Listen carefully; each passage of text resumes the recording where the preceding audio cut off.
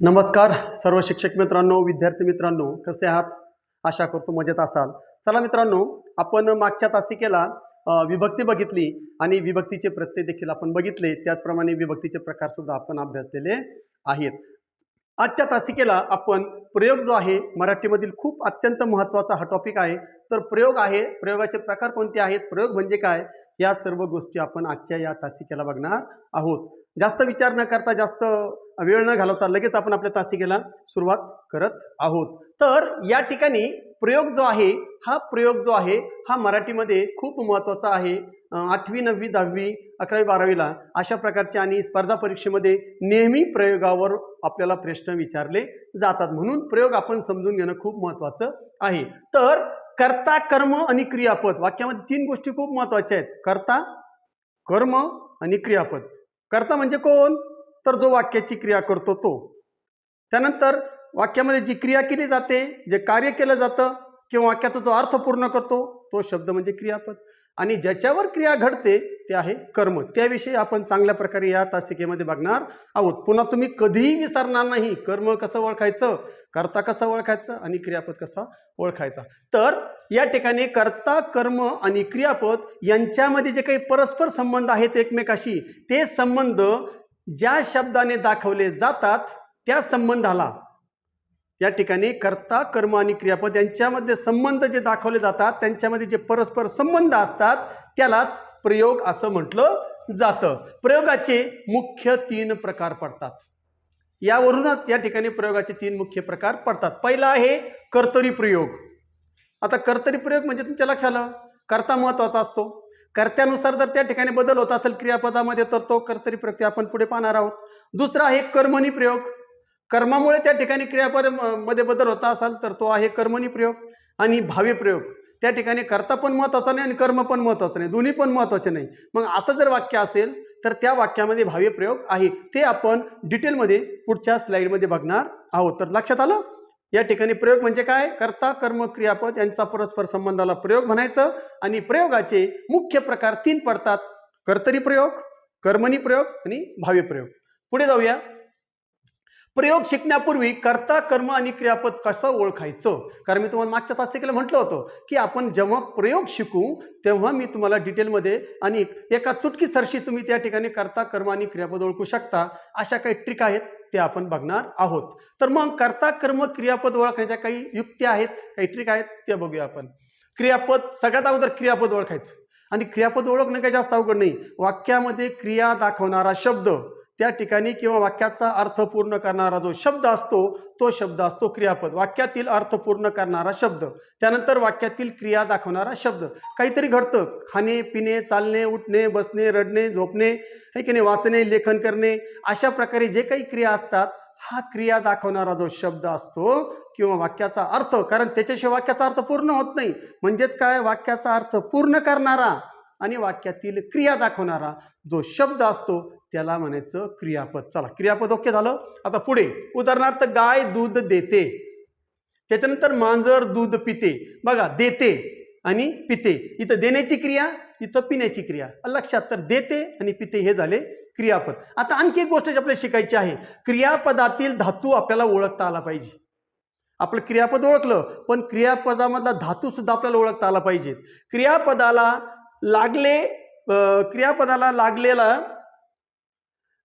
लागलेला प्रत्यय काढून टाकल्यानंतर उरलेला जो शब्द असतो तो म्हणजे धातू आहे। बघा, हे महत्वाचं आहे, धातू कसा ओळखायचा, म्हणजे क्रियापदाला लागलेला प्रत्यय, म्हणजे क्रियापदाला सुद्धा प्रत्यय लागतो, मग तो क्रियापदाला लागलेला प्रत्यय जर आपण काढून टाकला तर त्या ठिकाणी जे उरतं ते असतो त्या शब्दातील धातू। उदाहरणार्थ आपण वरचे उदाहरण, देते, मग या ठिकाणी देते या शब्दामधला आपल्याला काय करायचं आहे, धातू ओळखायचा आहे। मग देते यामध्ये ते हे त्याला प्रत्यय लागलेला आहे, कारण देण्याची क्रिया आहे, आणि ते हे त्याला काय लागलेलं आहे, प्रत्यय लागले। देते या शब्दामध्ये ते हे प्रत्यय जर आपण काढून टाकलं तर उरतं काय, उरतो दे, देण्याची क्रिया दे। तर मग दे हा धातू आहे, दे काय आहे, धातू आहे। म्हणजेच काय, एखाद्या क्रियायुक्त शब्दामध्ये त्याला लागलेला प्रत्यय आपण जर काढून टाकला आणि जो शब्द उरतो काढून टाकल्यानंतर तो असतो त्या शब्दातला धातू. जसा देते मधला दे हे प्रत्यय काढून टाकलं, उरला दे, मग दे हे झालं त्याचा धातू. त्याच्यानंतर पुढं पिते, मग पिते मधला ते काढून टाका, मग पी हे काय झालं, त्या पिते मधला काय झालं, धातू. म्हणजेच पी हे धातू झालं. अशा प्रकारे प्रत्येक शब्दामधला जो क्रियायुक्त शब्द असतो त्या क्रियायुक्त शब्दामधला जर तुम्ही प्रत्यय काढून टाकला तर उरलेला जे शब्द आहे, उरलेले जे अक्षर आहेत ते असतं त्या शब्दामधला धातू. तर धातू सर्वांना समजला. चला पुढे जाऊया.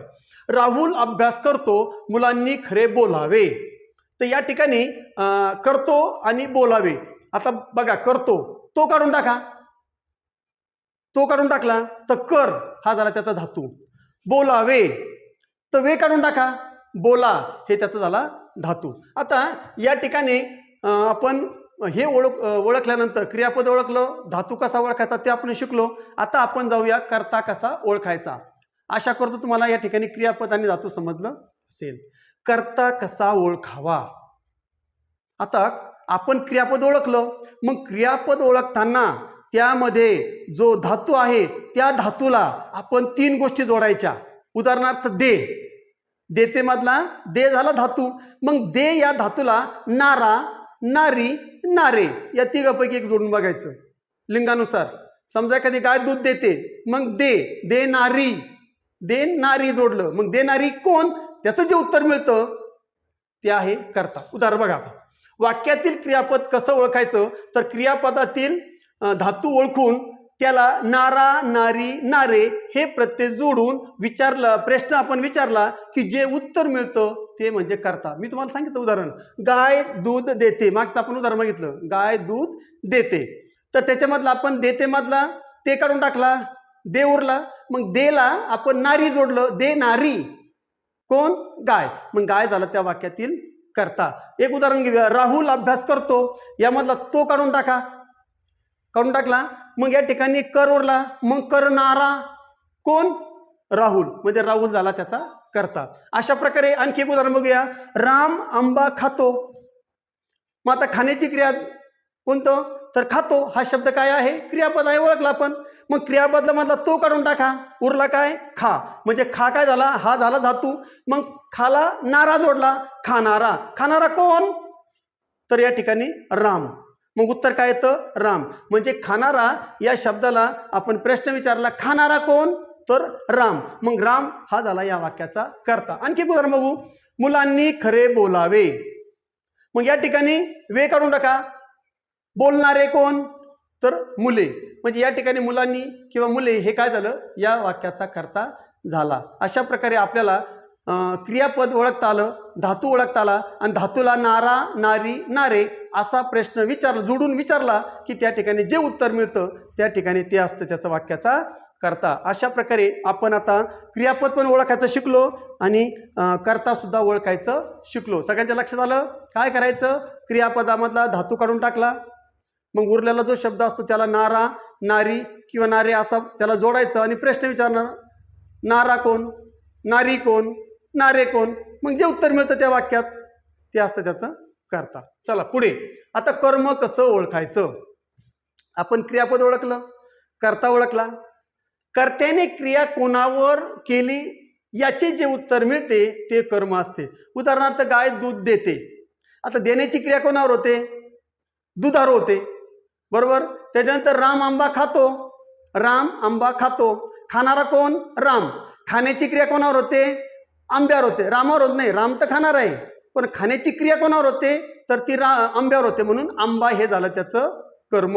अशा प्रकारे क्रिया ज्या घटकावर होते, ज्या गोष्टीवर क्रिया होते ते असतं कर्म.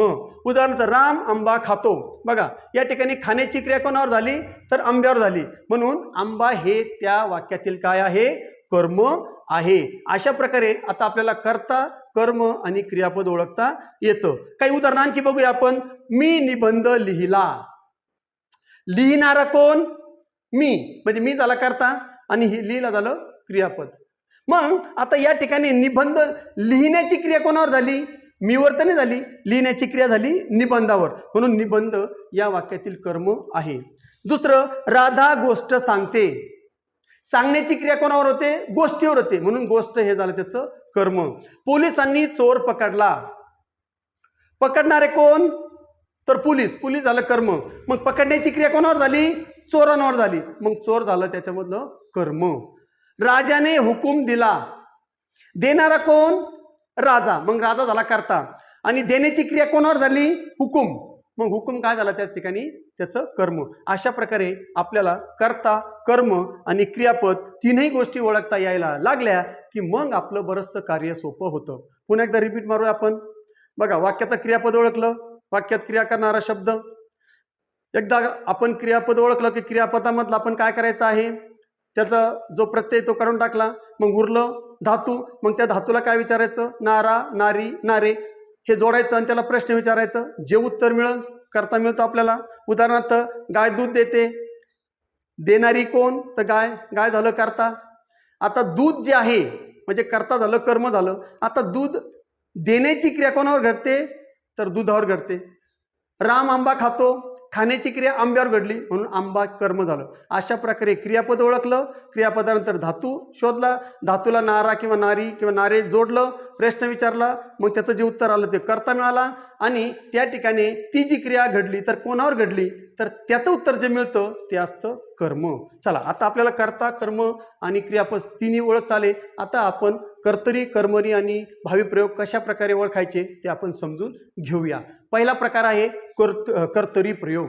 आता कर्तरी प्रयोगामध्ये काय असतं? बघा, जेव्हा वाक्यातील क्रियापद कर्त्याच्या लिंग वचनानुसार बदलते तेव्हा कर्तरी प्रयोग होतो. म्हणजेच काय? एखादं वाक्य आहे, राम आंबा खातो. मग राम आंबा खातो या वाक्यामध्ये रामच्या ऐवजी मी राणी घेतलं. राणी आंबा खाते. राम आंबा खातो पण राणी आंबा खाते. खातो, खाते बदललं. म्हणजेच कर्त्याच्या वाक्याच्या कर्त्याच्या लिंग बदललं किंवा वचनानुसार एक वचन अनेक वचन. म्हणजे रामाच्या ऐवजी मुलं घेतलं मी. राम एक वचन आहे. मुले आंबा खातात. राम जर असेल तर खातो, मुले असतात तर खातात. म्हणजे लिंग बदललं तरी वाक्यावर त्या क्रियापदावर परिणाम होतो. क्रियापद बदलतं. वचन बदललं तरी त्या ठिकाणी क्रियापद बदलतं. म्हणजेच कर्त्याच्या लिंग वचनानुसार जर त्या ठिकाणी क्रियापदावर बदल होत असेल, क्रियापदावर परिणाम होत असेल तर समजायचं तो कर्तरी प्रयोग आहे. समजलं सर्वांना? तर या ठिकाणी वाक्य बघूया आपण. समीर चित्र रंगवतो. समीर चित्र रंगवतो. मग समीरच्या ऐवजी आपण राधा घेऊया. लिंग बदलून बघूया. राधा चित्र रंगवते. बघा, इथं रंगवतो, इथं रंगवते. क्रियापदामध्ये बदल झाला लिंग बदलल्यामुळे. आता आपण वचन बदलून बघूया. मुले चित्र रंगवतात. हे एक वचन होतं, हे अनेक वचन. रंगवतात. अशा प्रकारे कर्त्याच्या लिंग आणि वचनानुसार म्हणजे त्यांच्यामध्ये लिंग आणि वचन जर बदललं आपण कर्त्याचं तर त्या ठिकाणी क्रियापद सुद्धा बदलतं. अशा वेळी जेव्हा घडतं तर अशा वेळी जो प्रयोग असतो तो असतो कर्तरी प्रयोग. आता कर्तरी प्रयोग ओळखायचे वैशिष्ट्य लक्षात ठेवायचं. पहिलं वैशिष्ट्य, कर्ता नेहमी प्रथमा विभक्तीत असतो. म्हणजेच काय? प्रथमा विभक्ती म्हणजे त्याला प्रत्ययच नसतो. बघा, या ठिकाणी समीरला प्रत्यय नाही, राधाला प्रत्यय नाही, मुले याला सुद्धा प्रत्यय नाही. अशा प्रकारे जेव्हा कर्त्याला प्रत्यय नसतो तेव्हा समजून घ्यायचं की तो कर्तरी प्रयोग आहे. दुसरं, हे झालं एक वैशिष्ट्य. दुसरं काय? कर्तरी प्रयोगाचं वाक्य नेहमी वर्तमान काळात असतं. लक्षात ठेवायचं. दुसरं म्हणजे वाक्य, पहिलं वाक्य शोधायचं. कोणतं वाक्य आहे? वर्तमान काळाचं वाक्य. कर्त्याला प्रत्यय आहे का? नाही. याचा अर्थ 100% ते कर्तरी प्रयोगाचं वाक्य आहे. पहिलं, कर्ता नेहमी प्रथमा विभक्तीचा असतो म्हणजे त्याला कोणताच प्रत्यय नसतो. दुसरं, कर्तरी प्रयोगाचं वाक्य वर्तमान काळाचंच असतं. आणि तिसरं, क्रियापद कर्त्याच्या लिंग वचनानुसार बदलतो. अशा प्रकारे 3 वैशिष्ट्य आहेत कर्तरी प्रयोगाचे. आता कर्तरी प्रयोग जर तुम्हाला समजला असेल तर कर्तरी प्रयोगाचे 2 प्रकार पडतात. कोणते प्रकार पडतात? 2. साधा आहे, सिंपल आहे. एक आहे सकर्मक कर्तरी, दुसरा आहे अकर्मक कर्तरी. बघा, कर्तरी प्रयोगाचे 2 प्रकार आहेत. सकर्मक कर्तरी, ज्या कर्तरी प्रयोगात सोपं आहे. बघा, ज्या कर्तरी प्रयोगात कर्म असतं आणि आपण शिकलो कर्म कसं ओळखायचं. मग जर वाक्यात कर्मच नसेल आणि कर्म असेल, जर कर्म असेल तर त्या ठिकाणी ते आहे सकर्मक कर्तरी. कर्म आहे ना, कर्तरी प्रयोग आहे ना, मग तो आहे सकर्मक कर्तरी. आणि ज्या वाक्यामध्ये कर्मच नाही परंतु ते कर्तरी प्रयोगाचं वाक्य आहे तर मग त्याला म्हणायचं अकर्मक कर्तरी. बघा, ज्या वाक्यामध्ये कर्म असते ते आणि तो जो प्रकार असेल तो कर्तरी प्रयोग असेल तर समजून घ्यायचं ते सकर्मक कर्तरी आहे. उदाहरणार्थ, मधु पुस्तक वाचते. पुस्तक हे यामधलं कर्म आहे आणि वाचते बघा वर्तमानकाळी वाक्य आहे आणि या ठिकाणी मधुला म्हणजे कर्त्याला कोणत्याही प्रकारचं प्रत्यय लागलेलं नाही. अशा प्रकारे हे आहे सकर्मक कर्तरी तर आहेच पण त्याच्यामधलं सुद्धा सकर्मक कर्तरी. मांजर उंदीर पकडते. उंदीर हे कर्म आहे. तर अशा प्रकारे जर ज्या कर्तरी प्रयोगामध्ये कर्म असेल तर त्याला म्हणायचं सकर्मक कर्तरी. आता याच्या उलट ज्या कर्तरी प्रयोगामध्ये कर्म नसेल परंतु ते वाक्य कर्तरी प्रयोगाचं असेल तर त्याला म्हणायचं अकर्मक कर्तरी. ज्या कर्तरी प्रयोगात कर्म नसते ते अकर्मक कर्तरी प्रयोगाचं वाक्य असतं. उदाहरणार्थ, तो सावकाश चालतो. बघा, चालतो वर्तमानकाळी वाक्य आहे. तो वाक्याचा कर्ता आहे, याला काय नाही आहे, प्रत्यय नाही. याचा अर्थ हे कर्तरी प्रयोग आहे. पण कर्तरी मधला कोणता, सकर्मक की अकर्मक? तर अकर्मक. कारण सावकाश हे त्याचं काय आहे, कर्म नाही. ही चालण्याची क्रिया दाखवलेली आहे, यामध्ये कर्मच नाही. तर याला म्हणायचं अकर्मक कर्तरी. पक्षी आकाशात उडतात. तर या ठिकाणी आकाशात उडतात, आकाश हे कर्म नाही.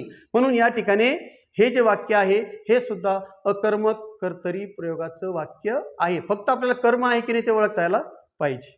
चला पुढचा प्रकार बघूया आपण.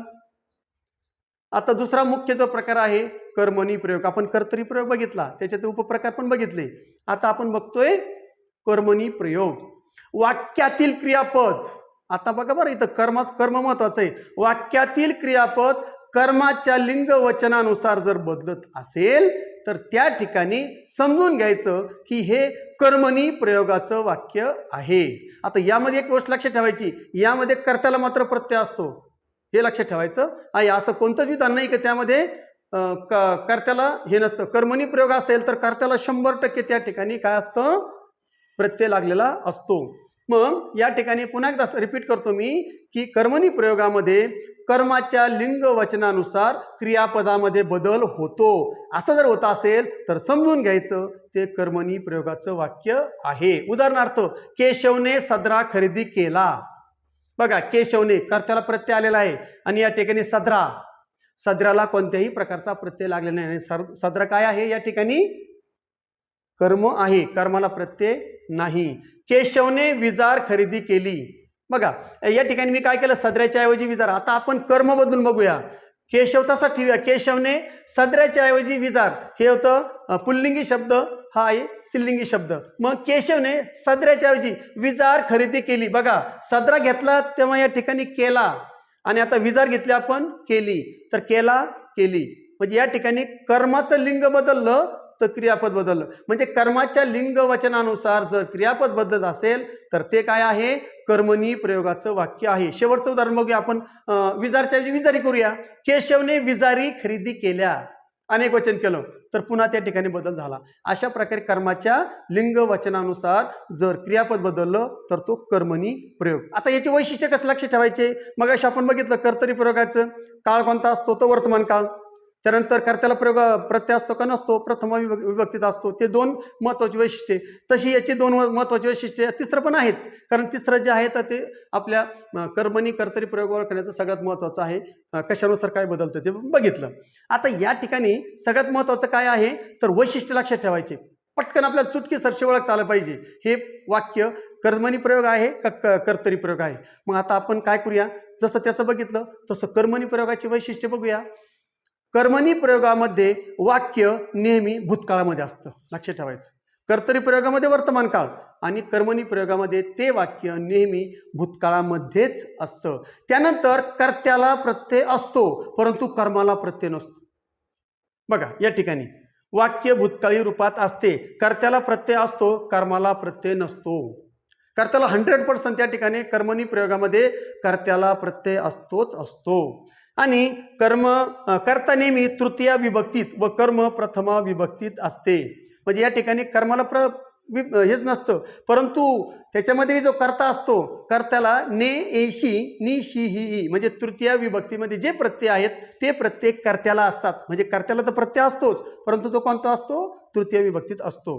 आणि शेवटचं क्रियापद हे नेहमी कर्माच्या लिंग वचनानुसार त्या ठिकाणी त्यांच्यामध्ये काय होतो, बदल होतो. अशा प्रकारे कर्तरी प्रयोग आणि कर्मणी प्रयोग आता आपण शिकलेलो आहोत.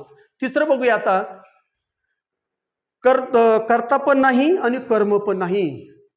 म्हणजे कर्त्याच्या लिंग वचनानुसार बदलत नाही आणि कर्माच्या लिंग वचनानुसार बदलत नाही.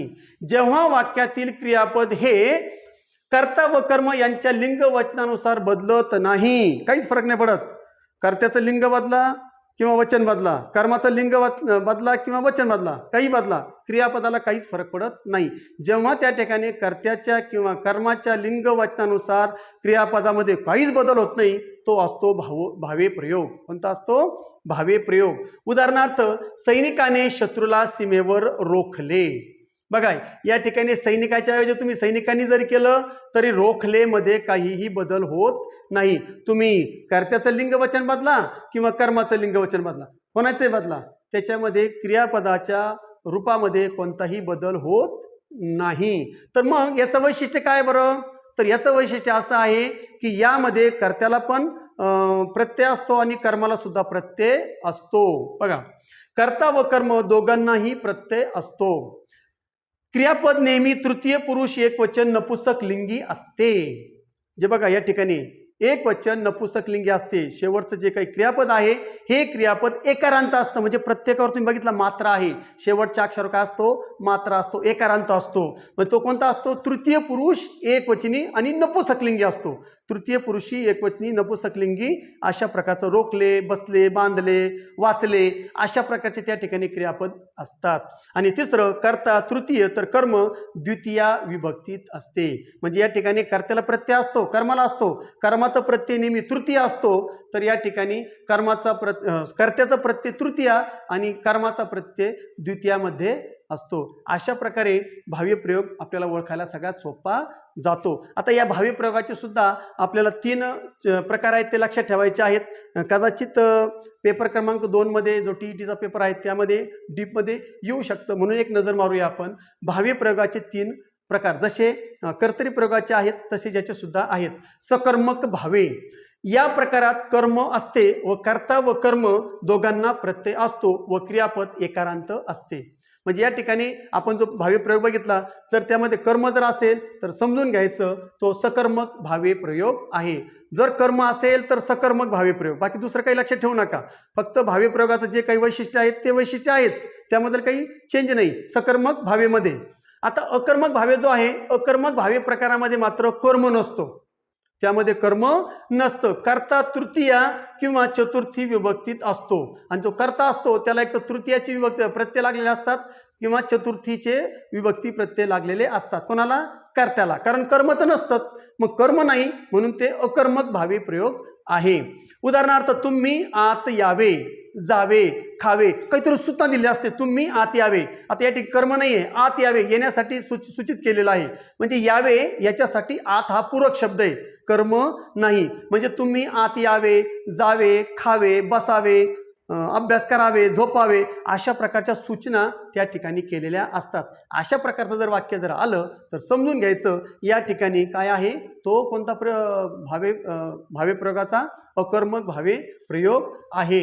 आता सकर्मक भावे प्रयोगाचा आपण बघितलं मग अशी आयुषने सश्यास पकडले. बघा, आयुषला पण या ठिकाणी ने हा प्रत्यय लागलेला आहे तृतीय आणि स लाते सलानते या ठिकाणी पकडले. कर्मास प्रत्यय म्हणजे द्वितीय या ठिकाणी असली पाहिजे. अशा प्रकारे आणि जे काही क्रियापद आहे, मारले, पकडले, खाल्ले, अशा प्रकारे तो एकारांत असतो. सकर्मक भावे, अकर्मक भावे.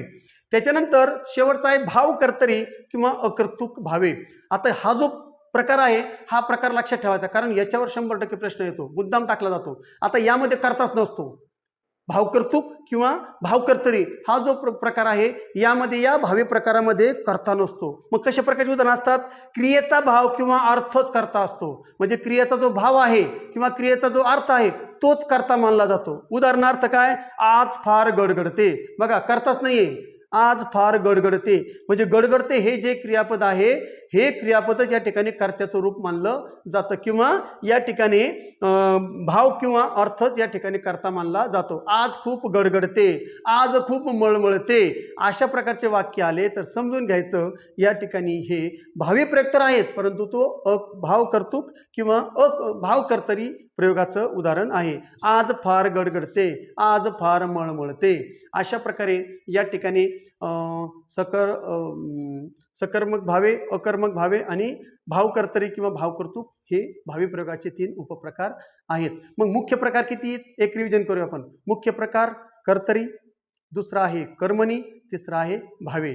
आता कर्तरीमध्ये काय असतं तर कर्तरी प्रयोगामध्ये कर्त्याच्या लिंग वचनानुसार क्रियापद बदलतं, वाक्य नेहमी वर्तमान काळी असतं आणि त्या ठिकाणी आपण आणखी तिसरी गोष्ट काय बघितली तर त्या ठिकाणी कर्त्याच्या लिंग वचनानुसार जो काही क्रियापद आहे ते बदलतं. त्याच्यानंतर कर्मणी प्रयोगामध्ये काय आहे, वाक्य हे भूतकाळी असतं, त्यानंतर कर्त्याला प्रत्यय असतो, कर्माला प्रत्यय नसतो आणि कर्माच्या लिंग वचनानुसार क्रियापदामध्ये बदल होतो. त्याच्यानंतर तिसरा जो भावी प्रयोग आहे, भावी प्रयोगामध्ये कर्म असो की कर्ता असतो, दोघांच्याही लिंग वचनानुसार क्रियापदात बदल होत नाही. तर त्या ठिकाणी आणि विशेष म्हणजे कर्त्याला पण प्रत्यय असतो आणि कर्माला सुद्धा प्रत्यय लागलेला असतो. अशा प्रकारे कर्तरी प्रयोग, कर्मणी प्रयोग आणि भावी प्रयोग आपण अभ्यासलेला आहेत. आशा करतो की तुम्हाला समजलं असेल. आता त्याची उदाहरण बघूया आपण. या ठिकाणी मुद्दाम आपण सरावासाठी काही उदाहरणे घेतलेली आहेत. बघा, सरावासाठी उदाहरणे. सहलीला जाताना उजाडले. बघा, मी तुम्हाला म्हटलं सहलीला जाताना उजाडले, कर्ता नाही, या ठिकाणी उजाडले. तर या ठिकाणी उजाडले हाच मुख्य जो क्रियापद आहे, हाच या ठिकाणी कर्ता म्हणून आपण त्याचा भाव आपल्याला असा भास होतो, म्हणून उजाडले असं जर असेल तर या ठिकाणी हा भावकर्तरी म्हणजे भावे प्रयोगामधला जो तिसरा प्रकार आहे भावकर्तृक किंवा भावकर्तरी, ते प्रयोगाचं हे उदाहरण आहे. त्यानंतर गुराख्याने गुरांना विहिरीपासून दूर नेले. बघा, गुराख्याने कर्त्याला प्रत्यय लागलेला आहे. आता कर्त्याला प्रत्ययाचा कर्मणी प्रयोग तर नाहीच. गुरांना विहिरीपासून दूर नेले, तर या ठिकाणी तर गुरांना म्हणजे नेणारे कोण? गुराखी. आणि कोणाला तर बाहेर दूर नेण्याची क्रिया कोणावर झाली? तर गुरांवर झाली. मग गुरांना हा काय आहे? कर्म आहे. मग या ठिकाणी कर्माला प्रत्यय लागलेला नाही, म्हणून या ठिकाणी हे जो आहे हे कर्मणी प्रयोगाचं वाक्य आहे. कारण बघा, नेले भूतकाळी रूप आहे आणि कर्त्याला प्रत्यय आहे, कर्माला प्रत्यय नाही, याचा अर्थ हे कर्मणी प्रयोगाचं उदाहरण आहे. दुसरं, राहुलने सैनिकांना सूचना दिल्या. भूतकाळ आहे, पहिला काळ बघून घ्यायचा. भूतकाळ आहे ना, चला भूतकाळ याचा अर्थ आता आपण बघूया. कर्त्याला प्रत्यय आहे का? आहे. चला, कर्त्याला प्रत्यय आहे, हे कर्तरी प्रयोगाचं उदाहरण नाही. मग सैनिकांना, बघा इथं याला या ठिकाणी काय आलेलं आहे? सूचना दिल्या. तर अशा प्रकारे राहुलने सैनिकांना सूचना दिल्या, हे सुद्धा कर्मणी प्रयोगाचं उदाहरण आहे. त्याच्यानंतर कमलने बक्षीस मिळवले. बघा, मिळवले भूतकाळ आहे की नाही. त्याच्यानंतर कमलने, आणि हे बक्षीस काय आहे? या ठिकाणी कर्म आहे, कर्माला प्रत्यय नाही आणि कर्त्याला मात्र प्रत्यय आहे. उदाहरण आहे भूतकाळाचं, याचा अर्थ 100% हे कर्मणी प्रयोगाचं उदाहरण आहे. पुढचं, आम्ही शाळेत जातो. आता जातो, आम्ही शाळेत जातो, आम्ही खातो, वर्तमान काळाचं उदाहरण आहे. चला, कर्त्याला प्रत्यय आहे का बघू. चला, प्रत्यय आम्ही सर्वनाम आहे, त्याला प्रत्यय लागलेला नाही, म्हणजेच याचा अर्थ हे कर्तरी प्रयोग आहे. आणि कर्तरीमध्ये जर डिटेलमध्ये विचारलं तर तो सकर्मक कर्तरी, कारण त्याच्यात कर्म आहे, सकर्मक कर्तरी. किंवा जर नुसतं कर्तरी प्रयोग विचारलं तर त्या ठिकाणी मग आपण कर्तरी प्रयोग लिहू शकतो. पण जर ऑप्शन सकर्मक कर्तरी असेल मग आपल्याला सकर्मक कर्तरी घ्यावं लागेल. कृष्णाने कंसाला मारले. मारले आहे की नाही, एकारांत आहे, नपुंसकलिंगी आहे आणि दोघांना पण या ठिकाणी प्रत्यय लागलेला आहे. तर 100% हे वाक्य कशाचं आहे? भावी प्रयोगाचं वाक्य आहे. कारण कर्माला आणि कर्त्याला दोघांना पण या ठिकाणी काय लागलेला आहे? प्रत्यय लागलेला आहे. आणि कृष्णाने ऐवजी तुम्ही राणीने जरी केलं तरी त्याच्यात काही फरक पडत नाही, म्हणजे कर्त्याच्या किंवा कर्माच्या लिंग वचनानुसार ते बदलत नाही, म्हणजे याचा अर्थ हे भावी प्रयोगाचं उदाहरण आहे. मुलांनी बाहेर खेळावे, सूचना दिलेली, मुलांनी बाहेर खेळावे. तर हे आहे भावे प्रयोगाचं उदाहरण. अकर्मक भावे, कारण याच्यामध्ये कर्म नाही म्हणून अकर्मक भावे प्रयोग आहे. आजी दृष्ट काढते हे कर्तरी प्रयोगाचं उदाहरण आहे. कारण का आजी दृष्ट काढते, कर्ता आजी आहे. आजीला या ठिकाणी काय लागलेलं नाही, कोणत्याही प्रकारचा प्रत्यय लागलेला नाही. कर्ता प्रथमामध्ये आहे. दुसरी गोष्ट हे उदाहरण जे आहे वर्तमान काळाचं वाक्य आहे, म्हणून या ठिकाणी आजी दृष्ट काढते हे कर्तरी प्रयोगाचं उदाहरण आहे, पण त्यामध्ये कर्म नसल्यामुळे ते अकर्मक कर्तरी आहे. अशा प्रकारे या ठिकाणी आपण काही उदाहरणं घेतलेली आहेत. तुम्ही सुद्धा आणखी जास्तीत जास्त प्रश्नपत्रिका असतील किंवा आणखी कुठे उदाहरणं असतील तर सोडवा आणि या अशा प्रकारे सराव करा. नक्कीच तुम्हाला या ठिकाणी तुमचा जास्तीचा सराव झाला तर कोणत्याही प्रयोगावर उदाहरण आलं तर तुम्हाला सांगता येईल. आशा करतो की तुम्हाला तासिका समजले असेल. जर समजले असेल तर लाईक करा, आपल्या मित्रांनाही शेअर करा आणि आपला जो काही अभ्यास आहे तो सुरू ठेवा. पुन्हा आपण भेटणार आहोत. चॅनलला सबस्क्राईब करायला विसरू नका. पुन्हा भेटूया. जय हिंद, जय महाराष्ट्र.